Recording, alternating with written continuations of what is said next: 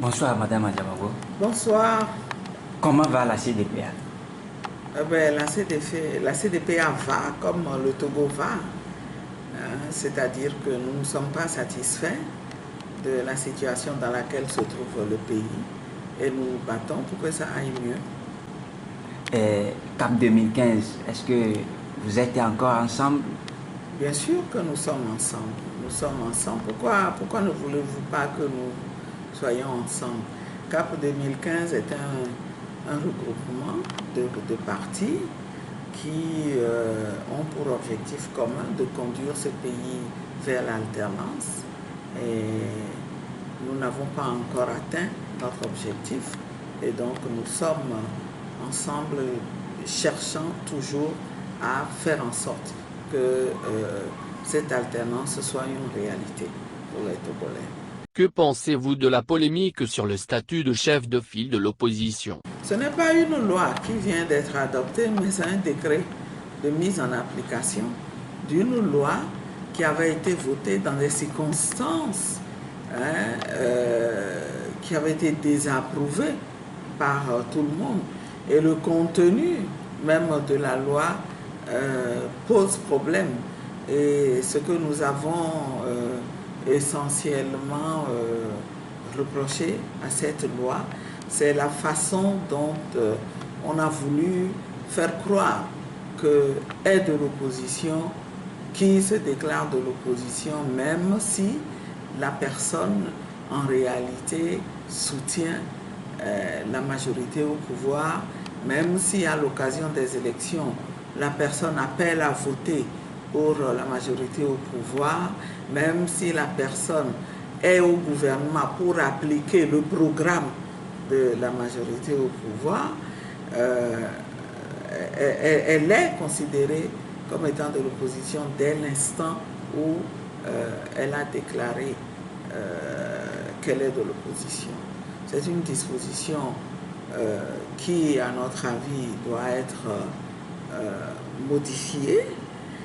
Alors, elle n'a pas été modifiée, mais il s'est fait que le pouvoir a pris un décret de mise en application de cette loi, notamment dans ces dispositions qui sont relatives au statut de chef de file de l'opposition. Donc, le décret n'a rien créé de nouveau. Absolument rien créé de nouveau. Et ce que nous en pensons, c'est que même si cette loi porte à polémique, on n'a pas besoin de polémiquer outre mesure sur qui mérite d'être chef de l'opposition. Il y a des critères objectifs qui ont désigné le président de l'ANC, Jean-Pierre Fabre. On n'a pas à... J'ai suivi certains avis qui mettaient l'accent sur des avantages, notamment des avantages pécuniaires. Je dis que tout ça, c'est inutile. Tout ça est inutile parce que ce qui importe aux Togolais aujourd'hui, c'est cette alternance-là qu'ils recherchent du plus profond de leur cœur. Mais sur la route de l'alternance, maintenant, il se trouve qu'ils veulent les réformes, ils veulent les élections locales. Il se trouve qu'au quotidien, la vie est très dure et très difficile pour les Togolais. C'est ça. Ce sont là les choses qui les préoccupent.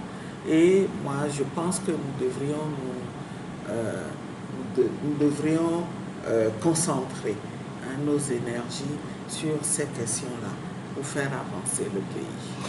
D'après certains opposants, que ce décret d'application de loi portant sur le statut de l'opposition n'est pas la bienvenue. Est-ce que vous en pensez quelque chose de ça? Ce que moi j'en pense, c'est que ce n'est pas ce que les Togolais attendaient prioritairement. Mais puisque le régime l'a envoyé pour nous diviser, nous, opposition, et nous empêcher d'atteindre nos objectifs, nous allons lui montrer que nous sommes plus malins que lui. Nous allons faire en sorte que ce décret-là soit utilisé pour atteindre nos objectifs, pour mettre fin à ce régime qui fait beaucoup de mal aux Togolais. Et celui, M.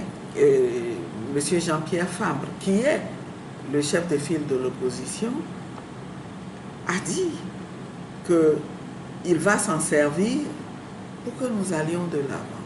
Donc pour nous, c'est l'essentiel. Nous sommes là à aider à faire en sorte que les objectifs communs puissent être atteints. Voilà. Venons-en à la situation sociale marquée en ce début d'année par des remous sur le campus et la polémique sur la taxe d'habitation. Quelle est votre analyse? Ben, écoutez, l'année ne s'annonce pas gaie pour les Togolais. Il y a des faits, des événements qui montrent que ça va être encore une année très difficile, qui n'augure rien de bon. D'abord,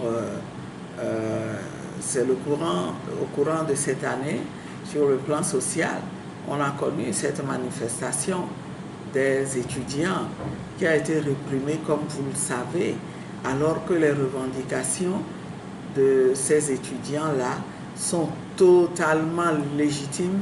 Elles concernent des points basiques qui n'auraient pas dû poser des problèmes en ce moment. Pourtant, il y a eu répression. Heureusement que les choses se sont calmées et nous espérons que le pouvoir mettra cette accalmie à profit pour satisfaire les étudiants. La question du transport vient de recevoir une solution et encore laquelle, bon, c'en est déjà une.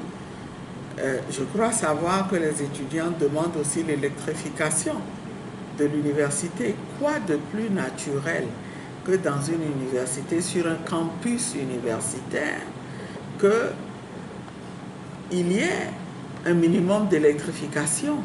C'est quand même le temple du savoir. Ça devrait être un lieu où les étudiants, où les acteurs qui fréquentent cet espace-là devraient pouvoir se sentir à l'aise et libres pour travailler quand ils veulent, comme ils veulent. Mais aujourd'hui, cela n'est pas possible. Cela n'est pas possible. Il se pose des problèmes d'insécurité. Ce n'est pas dans le noir, dans la nuit noire, qu'on peut se sentir libre de sortir d'un amphi ou en tout cas d'un endroit où on s'est mis à l'abri pour travailler, de circuler de cet endroit-là pour aller à un autre. Et donc, ce que les étudiants demandent est tout à fait légitime. On espère que l'électrification aussi va suivre et que les autres problèmes, le règlement des autres problèmes sera planifié. On sait qu'on ne peut pas tout faire ensemble, mais si on a la volonté politique, on peut planifier et régler ces problèmes-là. À part la question des étudiants, toujours sur le plan social, il y a eu une nouvelle qui a circulé, c'est celle d'une mise en application probable d'une taxe d'habitation. Ça a fait couler beaucoup d'encre, à juste titre. Les Togolais ont désapprouvé, à juste titre, parce que nous estimons que si la perception de taxe d'habitation est quelque chose de normal en démocratie, dans un pays normal, eh bien, nous estimons que cette normalité-là n'existe pas encore au Togo. Les conditions ne sont pas encore réunies pour qu'on mette en application ce taxe-là. Et curieusement, on a vu que l'OTR, qui est censé être l'initiateur, qui serait l'initiateur de cette taxe, a pris l'initiative aussi de démentir ce qui se dit. Tant mieux, si c'était un ballon d'essai, au moins ils auront compris. Ils auront compris que ce n'est pas le moment. Ils auront compris surtout que tant qu'on n'aura pas organisé les élections locales pour mettre en place des élus locaux qui sont habilités à percevoir ce genre de taxes, il ne saurait être question de taxes d'habitation. Et on espère que la chose sera étudiée pour qu'il y ait justice et équité entre les citoyens. Nous pensons que c'est une année qui s'annonce mal. Ce matin, ou pas plus tard qu'hier, plutôt, on vient d'apprendre que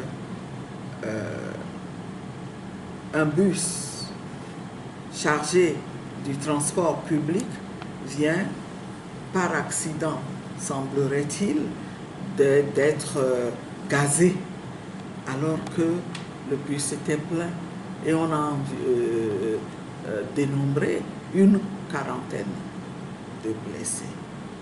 Vous pensez que ce genre de choses-là arrive dans un pays normal? Je n'ai jamais entendu un bus qui passe devant une gendarmerie, ou c'est une gendarmerie ou un commissariat de police, et puis, comme par hasard, eh bien, les forces de l'ordre qui sortent des gaz lacrymogènes et qui commencent à gazer les gens à l'intérieur du bus.